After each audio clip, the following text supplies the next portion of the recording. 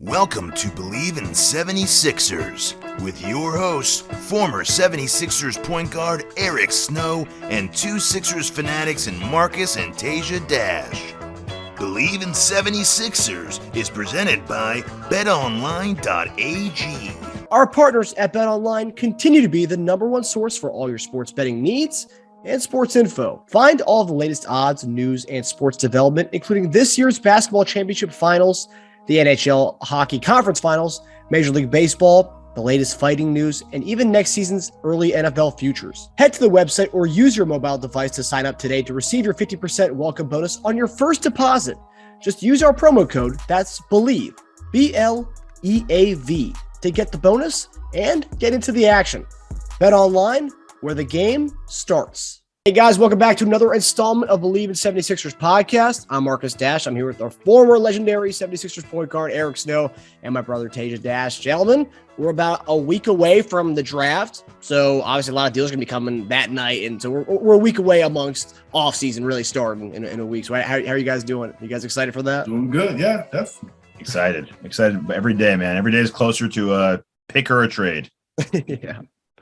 It's crazy how, like, you know, we always talk about NFL and NBA are so different, but like, you know, it's such a build up to the NFL draft. There's months and months of a build up, but then like NBA, it's got the finals, and then like a week later it's done, and then you got the draft right after that. I don't know. I feel like it kind of takes a little bit of the luster away from the draft, but it also makes it more exciting to have the draft so soon after the season being over. But I don't know. What do you think, Eric?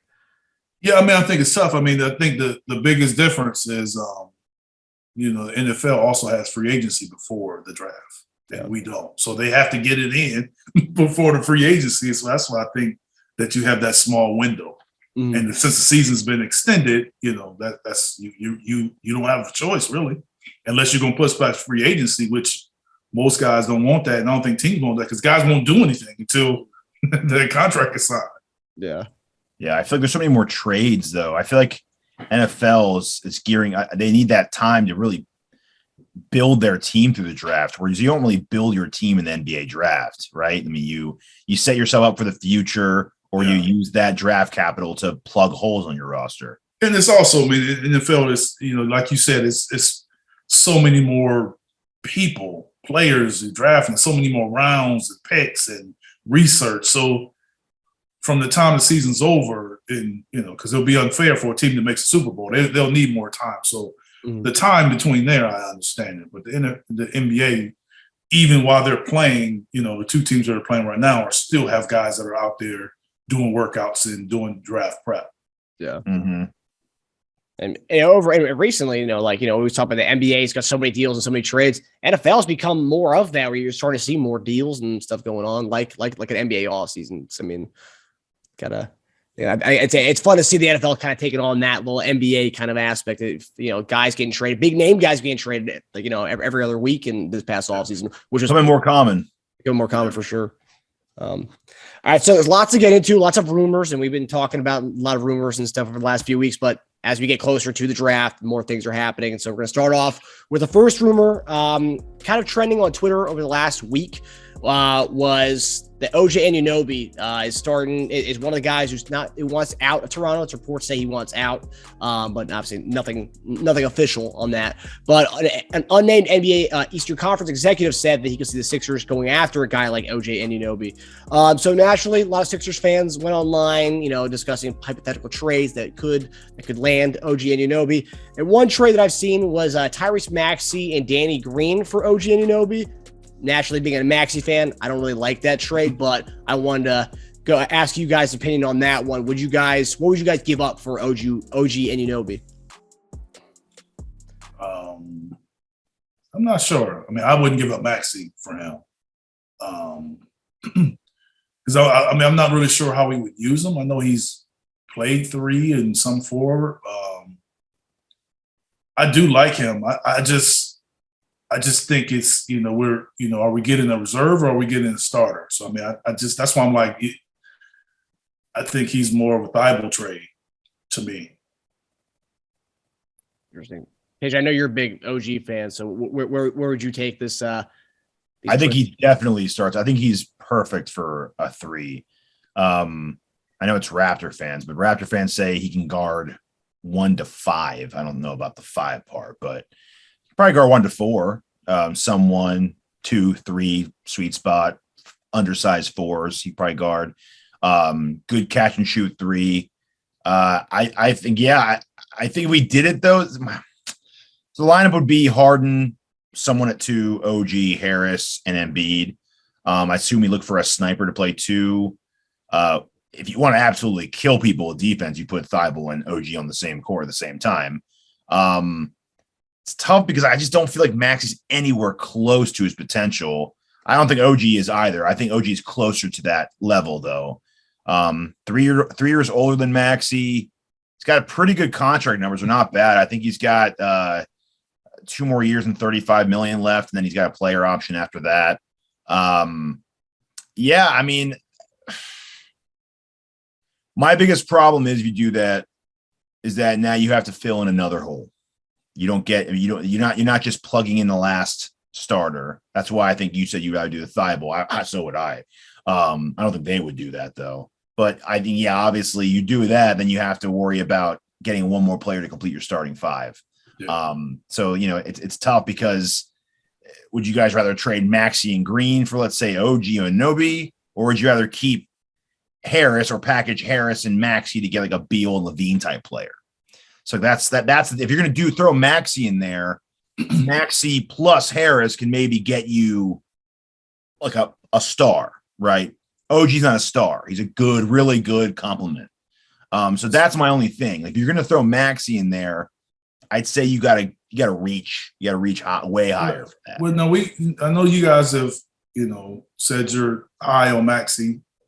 And it's not that I'm not high on Maxey. I just don't know what his future is as far as with Philadelphia and how he's going to be used. That's the hang up that I have. Mm-hmm.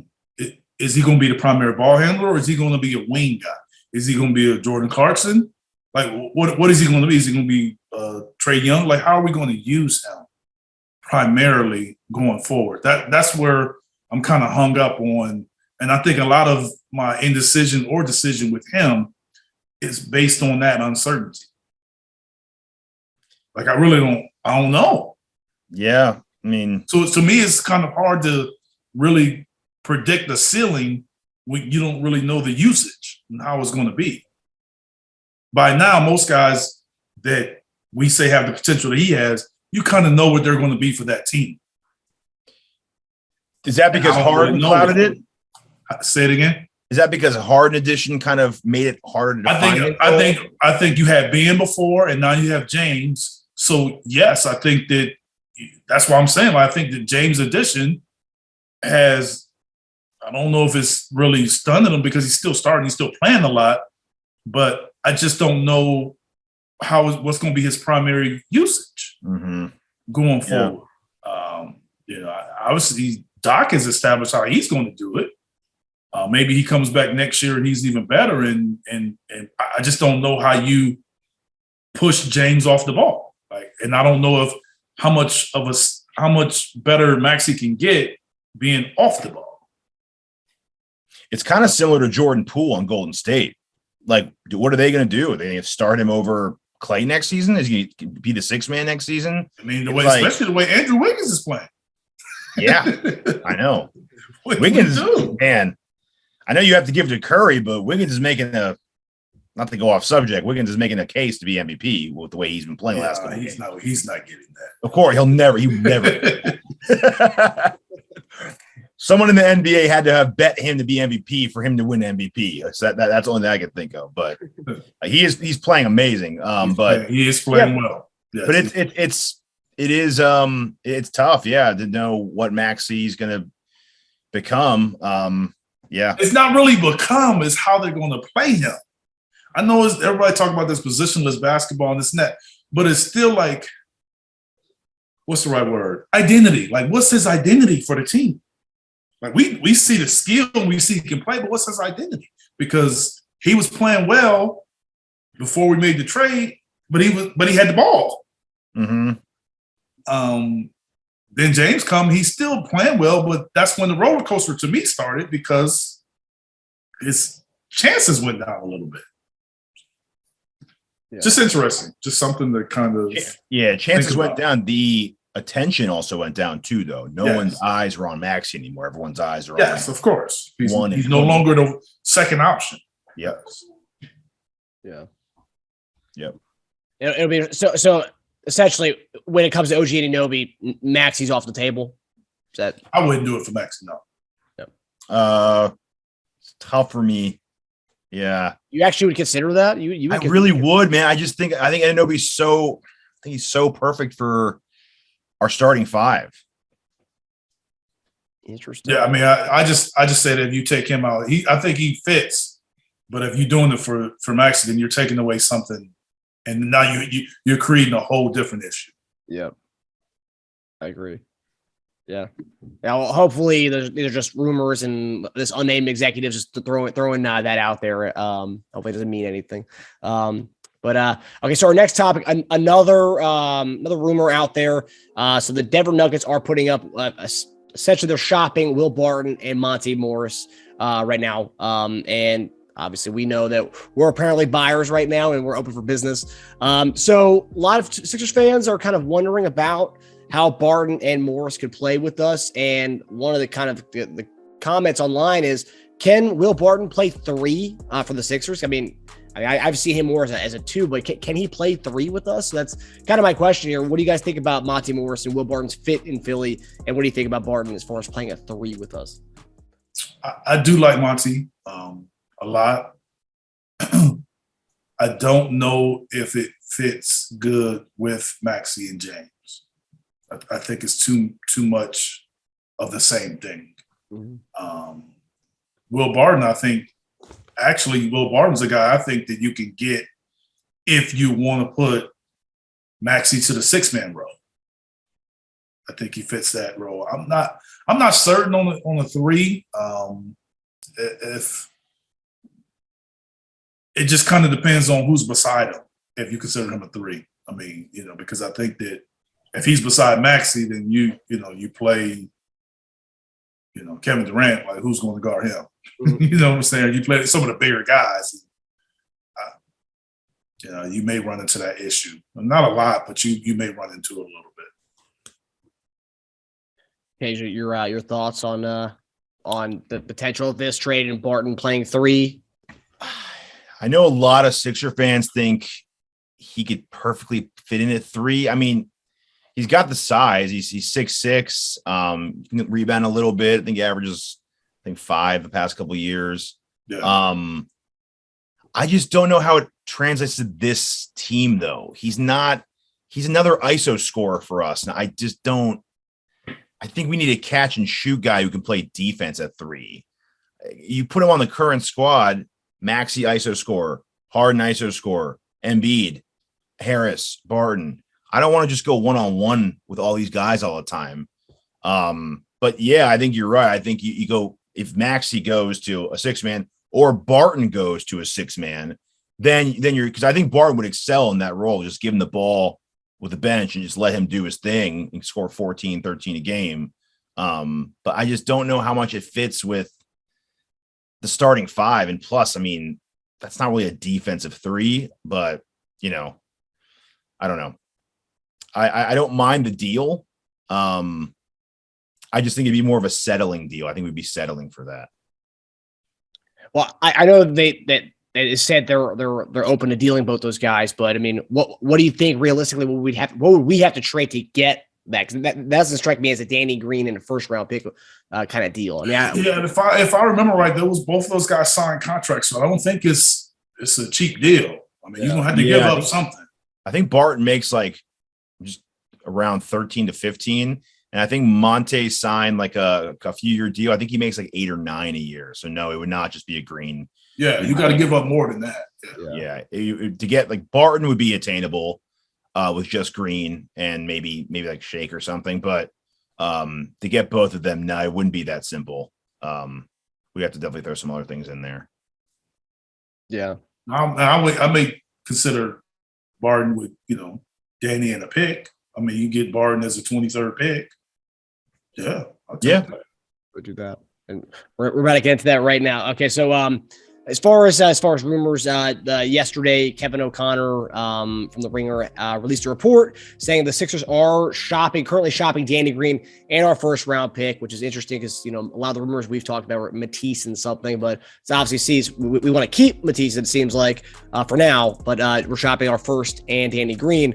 So some of the players that have been mentioned on social media as guys who could be retaining a deal with for Danny Green and a first, Will Barton was one of them. Eric Gordon was another one. JaMychal Green, who just got traded for a pick. Alec Burks, Royce O'Neal, Terrence Ross, Lou Dort, KCP, Marcus Morris, and Derek Favors. Those are guys who've been mentioned as far as, if we were to package Danny Green in a first round pick. Of those guys I just named, who's one that kind of stands out to you as a guy who would yes, I would definitely do that for Green in our first round pick? Probably if I had to, I don't really remember the whole list, but to me, Ross. Yeah. I think he's a guy that can heat up for you at times, and I think that's kind of what we need. I think if you have Joel and you have James, even if you have Maxey, if you have a guy that can get hot, especially in the fourth quarter, that's outside of those guys, make some shots, and I think that he's a guy that could be sort of a wild card for us.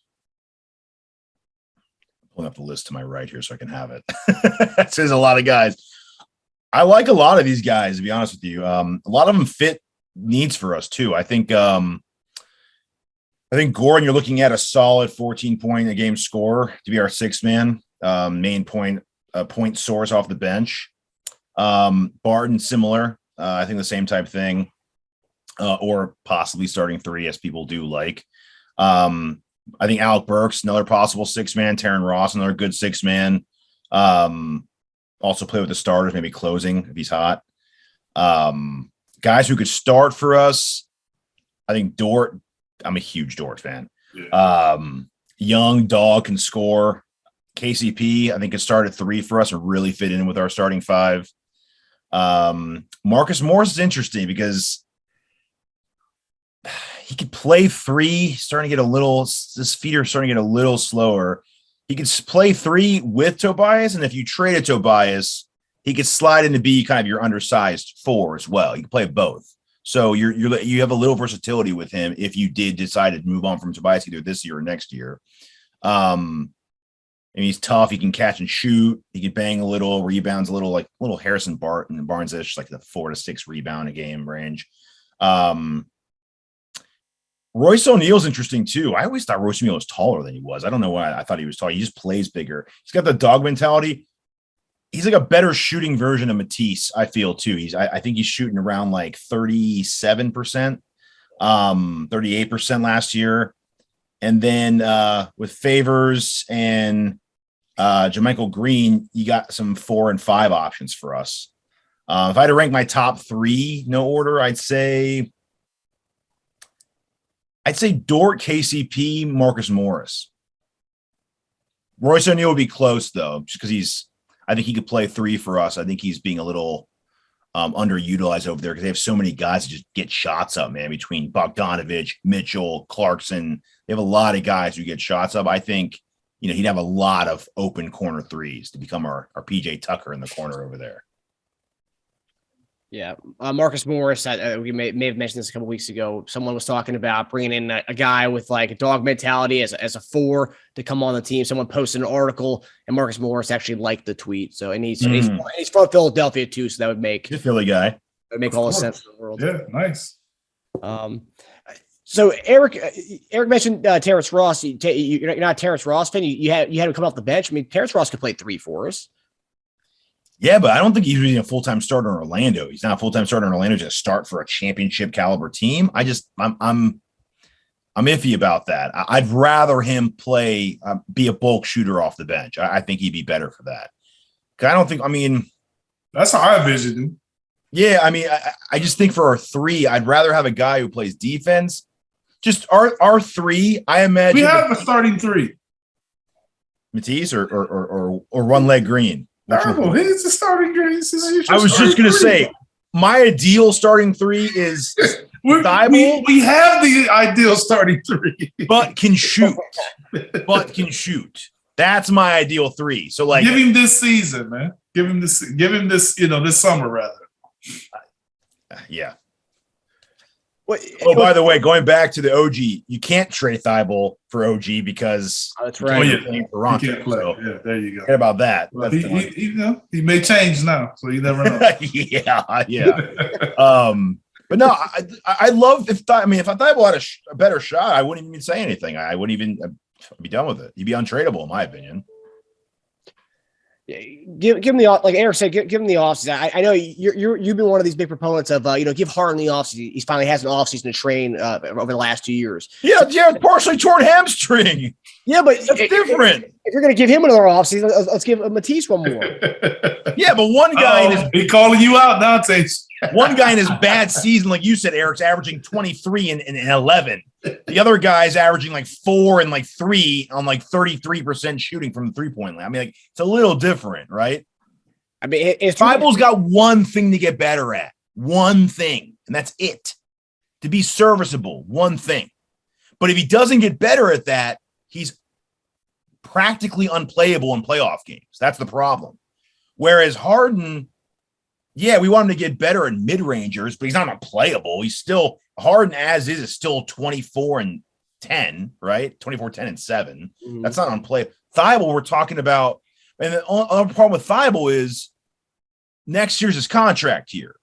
So I know you have restricted free agent rights after that, but the most you can get for him is probably right now, contractually. You that's part of the perk with Thibault. We don't know if he's going to get a better shot or not. Neither do they. Whoever's trading for him is hoping for that too. That's why they might give you more for him. So if you're saying, hey, man, he might get a better shot. We can't wait for that, though. We got Embiid and Harden. We can't wait for Thibault to get a shot. But you can go to OKC. Wait for his shot. 2 cheap years. Give us Dort. Fantasy football trade ploy. I wouldn't mind Dort, but I mean, I don't know. I think, I think Thibault, he improved. His 3-point shot improved from the year before to this year. I mean, it's gone up. I mean, steadily. Not Maxey rate if we're comparing to Maxey rate, but like. Well, no, that's unfair. That's unrealistic. Ridiculous. In fact, I bet you Maxey regresses. So what is Dort? Like, I know that he struggled shooting early on. Like, what's his improvement? And do you think that he can go from that team in that environment as far as his role to now a more restricted role and be a spot up shooter? Mm-hmm. You know what I'm saying? Like, it's different when you got volume and you making shots to now becoming a spot up shooter. Do you think you're getting the same thing, the same guy? I also feel like we're just talking offensively, because I think Dort might be a better on ball defender than Thibault. Yeah, I can see that. I'm talking about more offensively. I think it's easier to ask Dort to be like, okay, you averaged 16 last year on a lot of shots on a terrible team. You're going to a good team with less shots. Can you average 11 off like 5 less shots a game? 12? That's all we need. We don't need him to average 15. I would just take 9 to 12 from him, and I'd be happy with that. If you gave me 9 to 12 from Thibault, we wouldn't even talk about it. Is it because I'm talking about more of the shooting? Is it more that he's a more willing shooter or more confident shooter? He jacks him up. You know what I'm saying? Because I think he attempts like 6 to 8 a game. Yeah, on a team that was expected to lose. Yeah, absolutely. Versus a team that's expected to win a championship.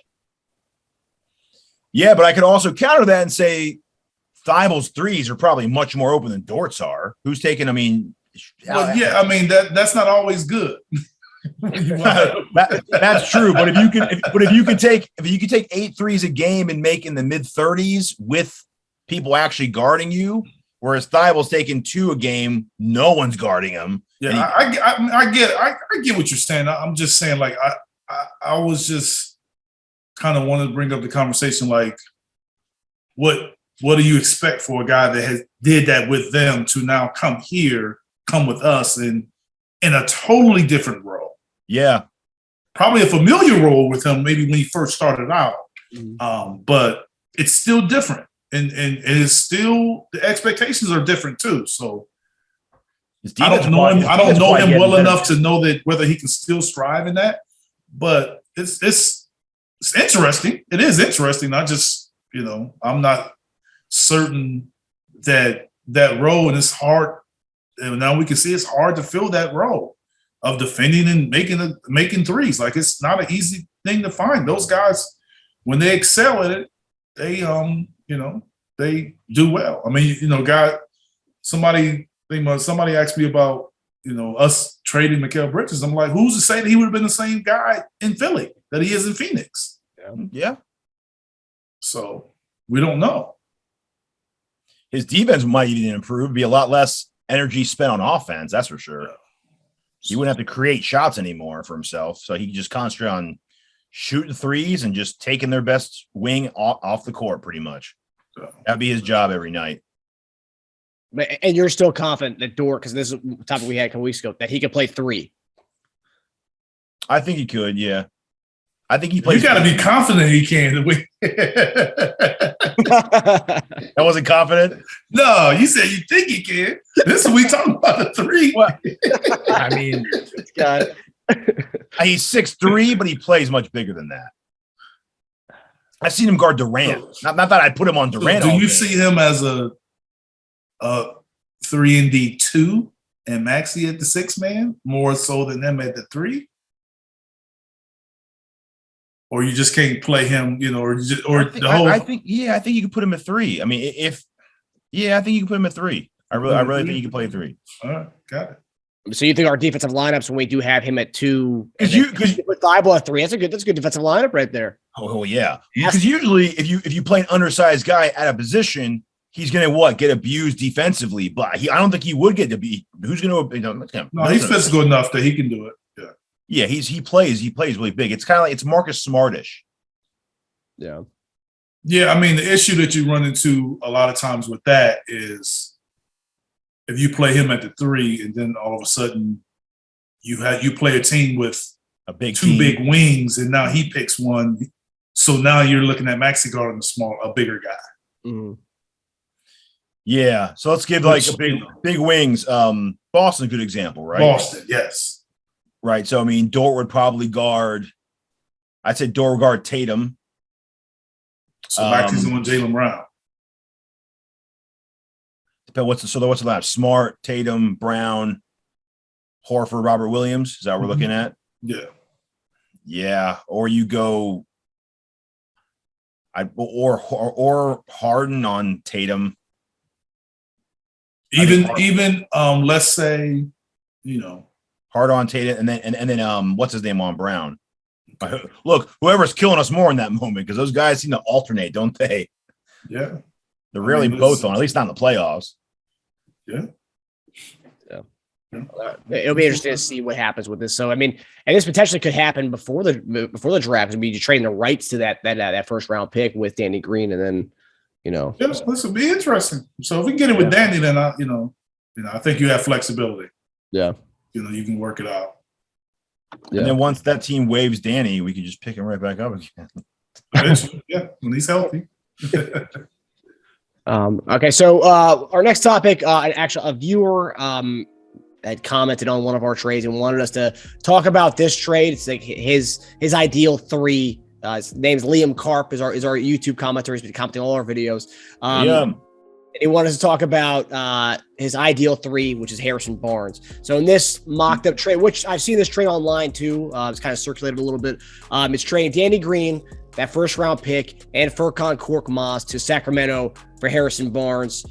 Because Harrison Barnes has been playing a lot of 4 over there in Sacramento. Could you guys see him playing 3 and guarding other 3s? I mean, what do you guys think about that? Because I know he did that back in the day in his Golden State days, but we're getting up there in years for Harrison Barnes. I can see him doing it. Yeah, I would make that trade. Yeah, if you could pull that off, Barnes for Green and Furk and a first. I mean, we're saying an injured Danny Green, so that's we got to look at it from that standpoint. It's really just it's really just trading $10 million. What we're doing, it's Furk in the pick. Yeah, it's gift wrap $10 million for them is what it really is. Yeah, I would do that. You'd have a big team. We shouldn't lose rebounding anymore, at least not the way we did against the Heat. Great catch and shoot player. I looked it up. He hasn't shot below 38% from three in the last 4 years. Wow. And Yeah, he's not. I would make that. And he's taking them. So yeah, I would do that. I'm surprised more teams aren't going after Harrison. He's had a bad contract for so long that I think teams are just like staying away, even though I think this is his last year. That's what I'm saying. It got to be getting close to the end. This is his last year, I believe. Yeah. So it's expired. So for them, it's expiring. So they're looking to they're probably going to look for something else. Yeah. They're just or just sending it out to get a pick for it at this point. Yeah. I've seen Kings fans pretty eager to get off of him. I've even seen Kings fans want to take on Tobias. A lot of Kings fans were King fans trying to make the playoffs. So they and Tobias would be a pretty good. We trying to win the championships. They trying to make the playoffs. Exactly. Tobias would be a good fit next. That's where it's at right now. You can play them together. They'd be a pretty good, 4 and 5 over there. Yeah, I saw a similar one. I think you and I were talking about this the other day. I saw a similar one proposed by Kings fans. Holmes and Barnes for Tobias in 23. So you get a backup 5 in Holmes, Sean Holmes, come back to Philly, and then you'd have Barnes at 4. We'd be a lot more undersized. I think I'd rather have Barnes at 3 and then keep Tobias. Because the beauty of that is, everyone freaks out about Tobias's contract. Like you go to a Twitter thread, everyone's like, "Oh, Tobias's contract, yeah, right. You can't trade that. 2 years left, and all 70 million, 77 million." Thing is, in the NBA, an expiring contract is a commodity. People want those, right? So if he's got 2 years left, it's really a 1 year albatross contract because next year it'll be a $39 million expiring contract. Yeah. So it's going to go from untradeable to, oh yeah, we'll take Tobias at $39 million coming off our books. Like one thing that we gotta, when we're talking about all these scenarios, the one thing that we have to pay attention to is our major competition. And when you're looking at the major competition, you're looking at the top teams that we could be possibly competing against. And most of those teams all have bigger guys that are their best players. It's true. Milwaukee, Boston, Miami, they have those guys that are 6'7" plus. So you have to find someone that's going to guard those guys. Yeah. If you want to beat them. Giannis obviously is the toughest matchup to me out of all those guys, but you got to have multiple players that can defend if you want to win. We've seen what Jimmy came in and did against us. So you have to be aware of that. So you have to be aware of bringing in guys that can somehow be a part of, defending these players. And you think Harrison Barnes would be a good remedy for what we kind of experienced in this playoffs? He has size, so he can help. Definitely help. Yes. And in that trade scenario, Matisse stays, so you guys are both happy. Yeah.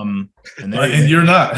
No. I just wanted to make the joke. I like Matisse, man. I like him a lot. I just, not as much, I guess, as other people, but hey, keeping him. I still see a lot of value in that, obviously. So I see the value in him. I just you get Barnes and keep Thibault. Yeah, I think it's a usage for him. I just think that he just got to star in his role a little better. Now, if that deal were, don't we all? if that deal were Green Thibault in the pick for Barnes, would you do that? See, I don't. It's a lot. Yeah, because Thibault technically could be viewed as a starter. Yeah. So the deal to me changes because Danny was going to be a starter. So you almost giving up, even though Danny's injured. But I had to think more about that. Because for a team like the Kings, I think I would still do it, but I wouldn't do it. I would have a little more hesitation than I had in the previous deal. Yeah. Because for the Kings, right? Like I think Barnes is making like 18 in his final year. That's just an expiring contract for them. So he's just gone after this year. They want to get something future related for a guy they're losing. Yeah. Green, very similar. Once we guarantee this year, it's a $10 million gift wrap box. So it's just a difference of $8 million at that point. So just giving them, obviously Barnes is better than Green, but giving them a little more right there I think either the pick or Thibault would be the thing there. Yeah, I don't think you could do both. I think that's just too much to give up for a guy that, not a lot of teams are really chasing after at this point. Yeah, I mean, I firmly believe with and I talk to Mike every once in a while, that with Mike Brown going there, that they're going to be in the mode of trying to win and trying to get to the playoffs. That's where that's their thinking. Yeah. In my opinion, like he hasn't shared that with me or said that to me. I just think that, I just know how he operates. And I don't think that's losing is something that, that's their focus. You need to text him right now. Or could be like, you don't want Barn. You need to get with this Barnes guy, man. and he's going to respond back to me, Eric, we still have one more game to get. That's going to be his response. Hey, Darren Morrow's calling me. Can I connect you guys? We still got one more game to get. So. That's great. Yeah, I mean, I wouldn't be upset if we got Harrison Barnes. We kept Tease and had Harrison Barnes, and but Tease shows some versatility. The guy can act. A little small little speaking part in that movie Hustle. Yeah, like this guy, dude. This guy's versatile. Doing Teja it all. probably fast forwarded through it though. Are you kidding me? I was clipping and saying to the GMs, guy can act, guy can play D. There you go, man. This is your guy. Same with Tobias. Look at Tobias act. Get him over there. Yeah, it would be interesting though if that happened this offseason. If we kept Maxey but got rid of Tobias and Tease, the two other guys who actually had parts in that movie. It'd be interesting if that happened, but I don't know. I will say Tobias, for a lot of shit he's taken for the contract he got, and his people not living up to that contract. He's embraced Philadelphia. Doing this movie, having probably the most prominent role, and just kind of being a good teammate. I think. Somebody's got to, you got to give credit for him, to him. And it would suck to see him go. He's been kind of the glue guy for our squad. Stephen A says the man's class personified. Yep. Okay. That's what he is. Okay. So our final topic tonight, as we mentioned, draft is a little over a week away. So a few questions about this, if we were to keep this pick, because we haven't traded it yet, even though that's where everyone thinks we're going with it. So I have two questions here. Do you think we'll keep our pick, A? And B, most mock drafts have us taking a wing or a versatile big in this coming draft, if we were to keep it. Now, my question is, of those two positions between wing and versatile big, which is an easier transition from college to the pros, Eric, of those positions? Well, I mean, I think it could go either way. With a wing that if he's a specialist and he can come in and his role is really defined, he could come in and have a little bit of success, even on a team that's winning team if his role is defined. The versatile big, I think that you got to look at the versatility as far as how it fits with Joel also.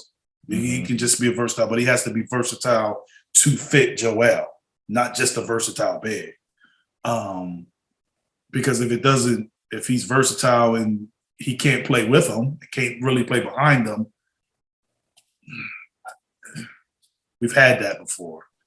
But I don't. I think that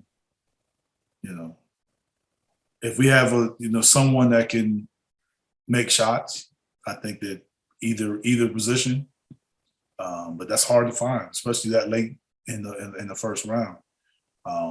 Most of those guys are like Cam Johnson or someone like that.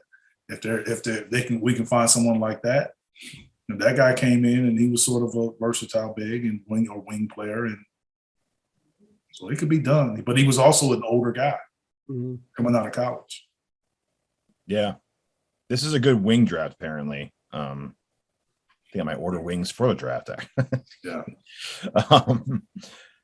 Part of me wants to keep it just because you rebound these guys, and like we talked about a couple of weeks ago, potential. It always looks great before you actually see him on the court and drive the car off a lot. I don't think we keep it. I did read today an interesting article that said if we can't find the right vet to help us, then trading back might be an option, at least to get something out of the draft, but still give up 23 to get value for maybe a vet. As far as the, I completely hear what you're saying about that, Eric. I think it's easier for the one-way player, the guy who does that one thing really, really well, whether it's to come in, defend the hell out of yourself on the court while you're on there, and then get better at the other things to get more minutes. Or if you're a shooter, you shoot and nail it, and then get better at the other things as you kill that one. The guy who kind of is a jack of all trades, it's like he's trying to get better at everything at the same time, right? To be able to stay on the court. I think it's a little harder for that versatile big, but yeah, I'd probably say the wing who's got that the specialist wing, probably be the guy who has an easier transition. There's a lot of them though. There's a lot of wings out there. So if we do stay there, it could be good for us. But then again, like getting on a core on a team that you got to expect the guys from last year who didn't get as many minutes, the rookies and the young guys, to get more. So this guy's going to be buried on the bench. So yeah, it's a hard team to come on to, because I think Doc's not a big fan of playing rookies. I mean, look how as good as Maxey is. Maxey hardly even played towards the end of like his rookie season, especially in the playoffs. Yeah. So yeah, it would be tough for him to come to this team. That's why I think it'd just be better if they just traded it, get more value out of them than keeping him. Yeah. That's what Eric always says. If we're win now mode, then you kind of try to maximize this squad. And is a rookie really going to help us win the championship this year? I mean, probably not. Obviously, it depends. We don't know how these guys will, progress and stuff. No, probably not. Probably not. You have to play to improve our chances. So he's not getting minutes. He's not improving our win potential. You know what I mean? So, anybody in particular before we head out? Anybody in particular in the draft that you are kind of noticing that could be a good fit for our team, or you guys haven't really done that research? Yeah, I hadn't really done enough research to kind of pinpoint a guy with the need. After the finals, I'll take a closer look at it.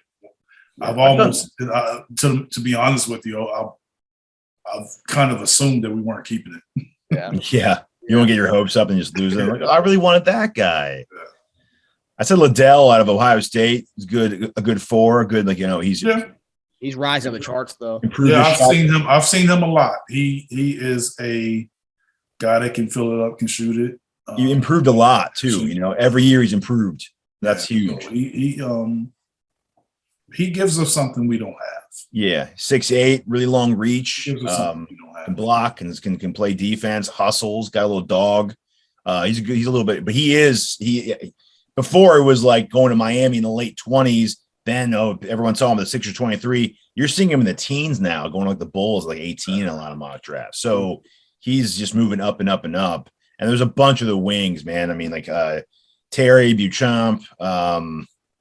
There's just a lot of guys that, Yeah, it kind of really depends on how that mid-range, like after the guys that's supposed to go early, that 8 to 14 range. Mm-hmm. Because who falls out of that group?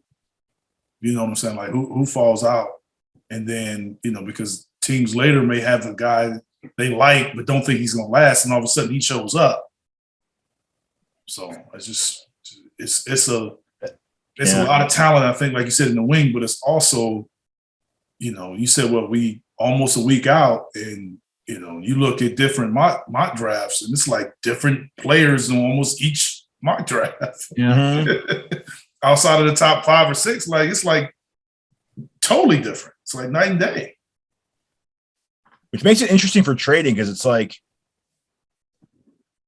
do you want to get ahead? If you're a team who likes a bunch of those guys in the 15 to 20 range, and you're like, man, I like 3 guys in that range. One of them could easily fall to 23. Do you set that up now and say like, oh, I want to set it up now, so if at 23 he is there, a lot of teams might be going after that. You have guy. some talks like that. I mean, I think it's you look at guys that, like, it's, guard from Michigan State that played 1 year, and University of Michigan, which Juwan Howard has 2 freshmen that played, and for the most part, it's just those three guys. Just talk about those three guys in particular. Majority of people thought they were all coming back, and now they're going. So you're looking at teams are looking, and those guys are 18, 19 years old, and they have potential. With so much potential, I think the later it goes, people grab those guys. Yeah. So, and that's where that's why I think in 23, you might be able to get a guy that can contribute right away, because I think so, yeah. Teams could be more inclined to take a reach or a younger guy towards the middle and later in the draft.